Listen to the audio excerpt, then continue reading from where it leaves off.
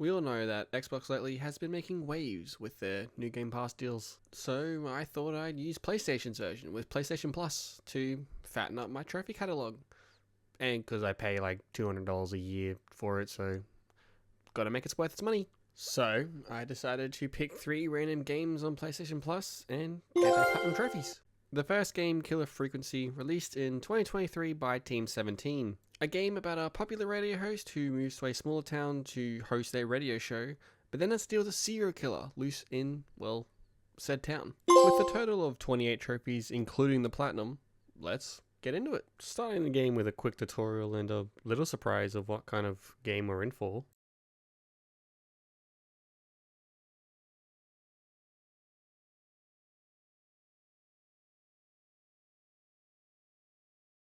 Then it's a hard cut to our character Forrest Nash and his radio helper Peggy as they start 189.16, The Scream. with the new game. Guess that Scream.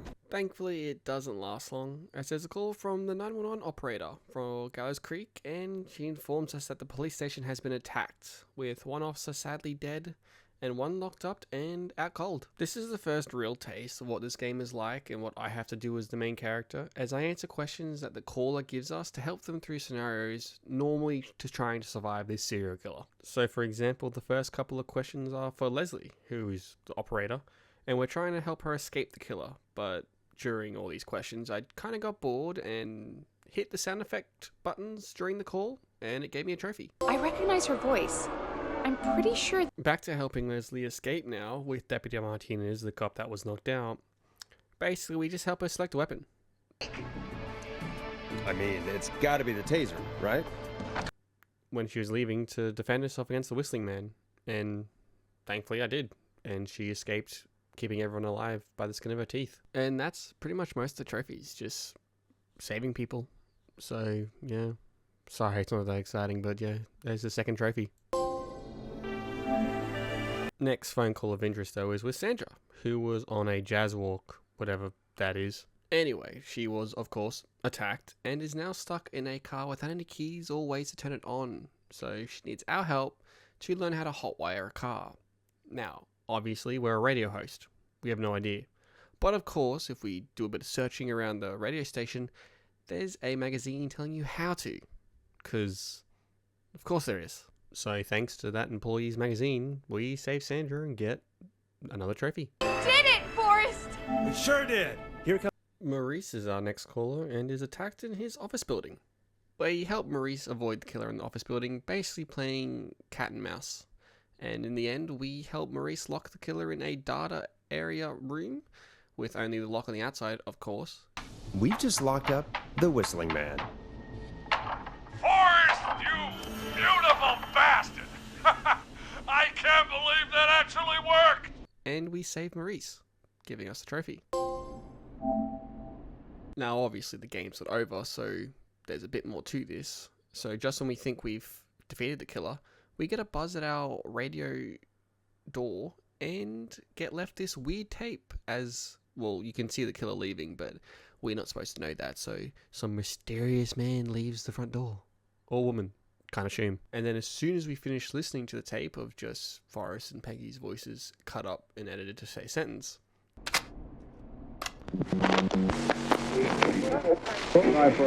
Hello, Gallows Creek. Time to Pay the price.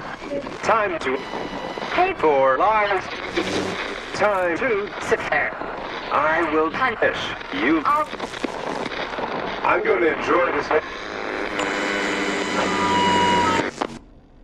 Maurice calls back to let us know that the killer escaped because we've just started this game and we got more to do.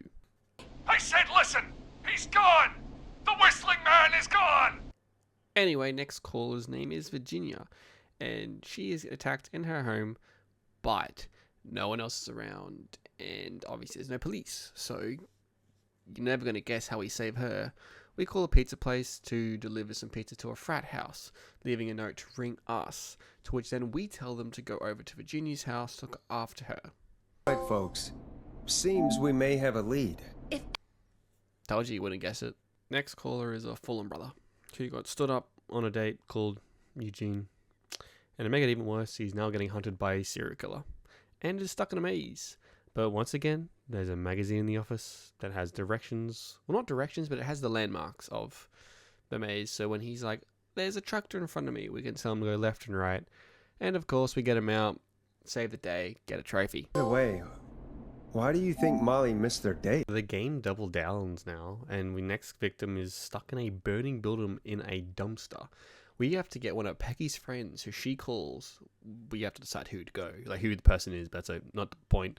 To go into the burning building to save this dude. Like, damn. But we get a trophy. You just get home to your son, okay? Will do. Now, I didn't play this game for a bit now at this point, so I had to pee. So I left to pee, and a question popped up, and I obviously didn't answer for 30 seconds. And came back to a trophy popping for not answering for 30 seconds. So, I got a trophy for peeing, pretty much. But in real life. Let that sink in.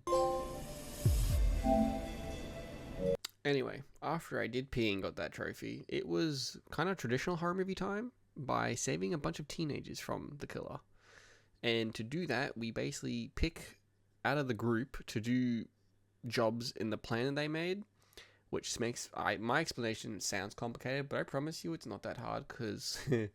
Again, one of our employees went, or at least knew these people, and made a chart of who's good at what and who's most likely to do these certain things, which kind of relates to what the task is. It makes no sense, but we got a trophy. Because everyone, bar Jimmy, because fuck Jimmy, survived. Again, Jimmy didn't. Jimmy dead. Some more stuff happens, not important. What is important is somehow I'm now going outside the station to get a stupid fucking record. And of course, I see the killer there. Doesn't do anything, but it still makes me nervous and proves how much of a bitch I am playing horror games. Because I couldn't handle it and took my headphones off so I didn't have to listen to it. Yes, I'm a bitch, but I got a trophy when I got back inside. Go!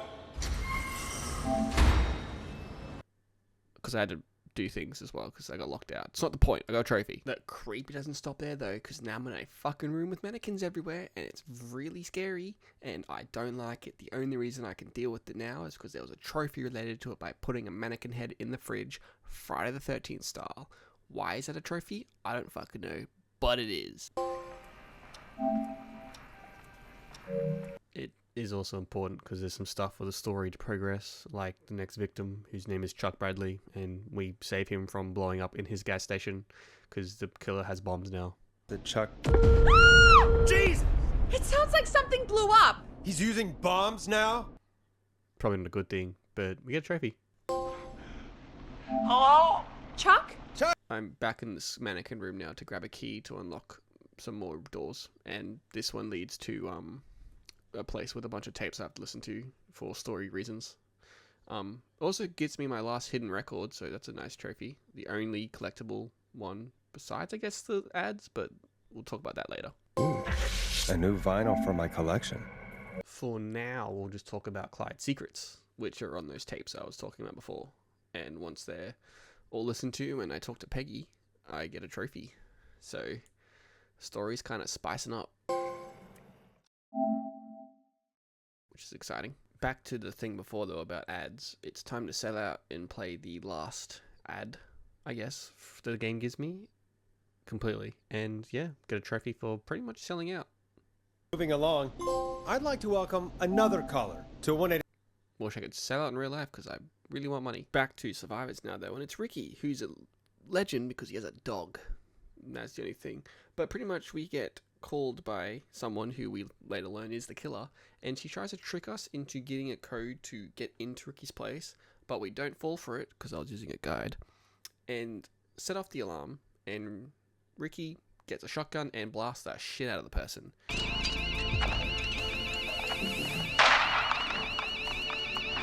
Doesn't kill him, but that dog survives and the trophy pops, so everyone's happy. Okay, Gallows Creek, here's some music.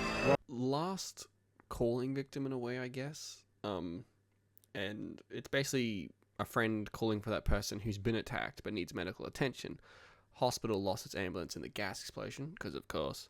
So we need to go through the radio station's database to find out who's most useful in saving said person.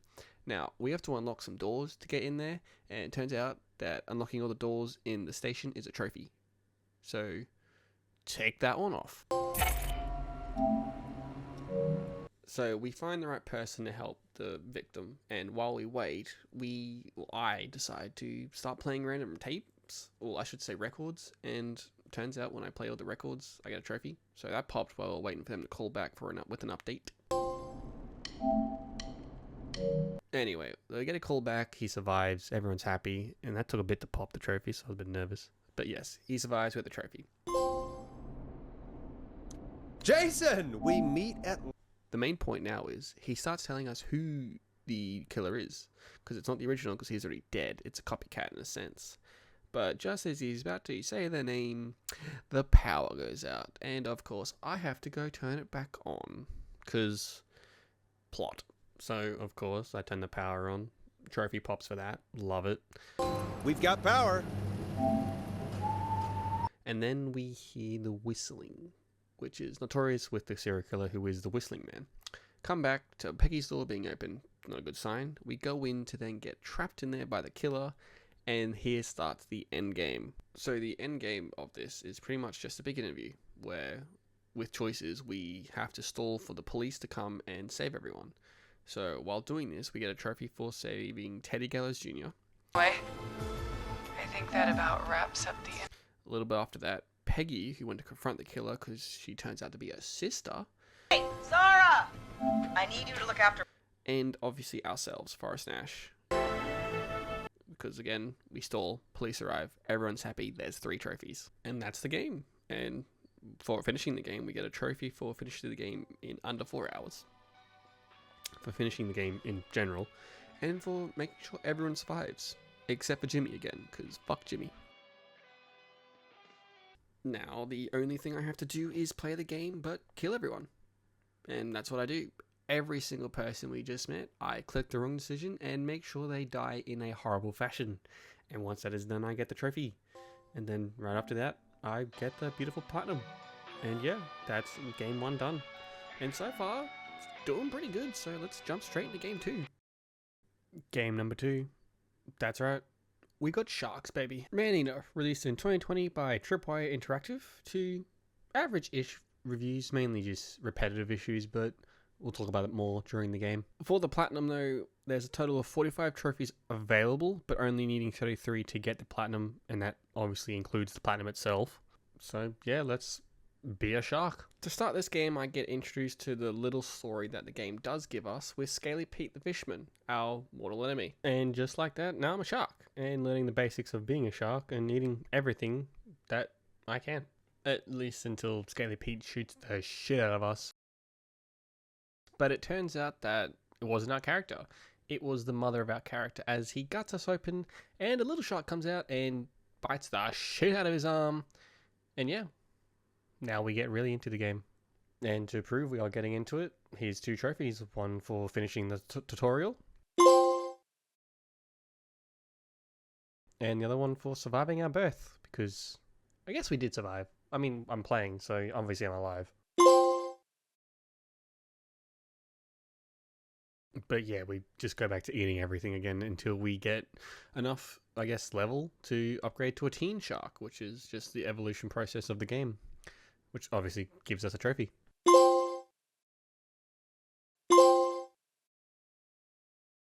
I was feeling a bit confident now, so I decided to go murder some humans, as you do.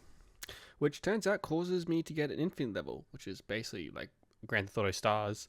And there's 10 levels. Each time you upgrade a level, you spawn in a hunter, mini-boss I guess, to come in and deal with. And once I killed the first one and reached level Infinity 1, I got a trophy.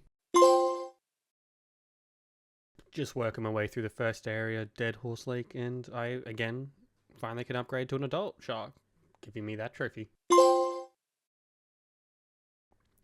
After that, it was time to go find the apex of the area, and every area has its own apex to deal with, but for now, we just defeated this one, giving us a trophy. Yeah, next area, next apex to kill, this time in Golden Shores. And in Fatwick Bayou, if I ever pronounced it wrong, I am sorry. Now time to catch up with Scaly Pete and his son, who are having father-son issues. Back to more Apexes though, with this next one being a Hammerhead. Now, during all these Apexes, every time I defeat them, I get an Evo upgrade. And after that Hammerhead, I got 50% of the available Evo upgrades to get during the game. And during that, I've also been doing objectives like killing certain fish breeds or humans. And thanks to all the humans I've had to kill, it got me up to Infamy level 6. Has nothing to do with trophies, but I just wanted to mention that. Back to catching up with Scaly Pete, but this time we realize he's kind of close by. So, definitely time for some revenge. And revenge we get, because not only do we take his leg now, so that's 2 body parts we've taken, we also, I guess, kind of blow up his son, even though it's his son's fault. But still, that fucker is blown up. Sadly, Pete does survive, but we get a trophy, so it was worth it. I also survive somehow and just end up back in the grotto, which is basically the home base of each area, and upgrade to an elder. So that's good. And obviously a trophy. After all that, I decided to do some collectible stuff because I was in the mood for that, and 100%ed the first area at Fentwick Bayo, and it gave me a trophy. Now it's time to become my final form and become a Mega Shark. Not Megalodon, Mega Shark. Then straight back to Apex Predators, starting at Prosperity Sands, and yes, it was a great white shark, and yes, I made it my bitch. Then straight after, it was a big ass auger. Now, final Apex, which is a big ass white sperm whale. I'm gonna call it maybe Dick, and I'm gonna make it my bitch. And then as a bonus, extra trophy because he was the last Apex Predator and I beat them all. And now it's time for the fighter encounter with Pete. And I'm not gonna lie, dude made it really easy because he kept dropping torpedoes that I would dodge and then pick up and throw right back at his boat. And eventually, after like 7, 8 of them, I won. And yeah, he did go out in a blaze of glory, just like his son. I'll give him that. But yeah, easy trophy, really. It's just time now for cleanup, and all that means is every area with collectibles, every side mission, and the rest of the Infamy Hunters. So in order, we got Golden Shores. And then Dead Horse Lake. Caviar Key. Prosperity Sands. Sapphire Bay. And finally the Gulf with the Landmarks trophy popping too, which is just collecting all the landmarks in the game. Last license plate and Evo cashier collected next, and it both gives me trophies for each of them. And just like that, that's all 100% for every area. Now it's time to reach Infamy level 10 by killing hunters and humans, and it also gives me the last Evo giving me 100% of the Evos in the game. Then Infamy 10 is done, and just like that, the beautiful platinum itself. So that's 2 games down, 1 to go. Let's get to game 3. I'm not gonna lie, it was hard to decide for game 3, and I decided to go for Road 96, a story of teenagers trying to get past the border and meet characters along the way with own stories that unfold each episode of the teenagers we play as, because you play a lot.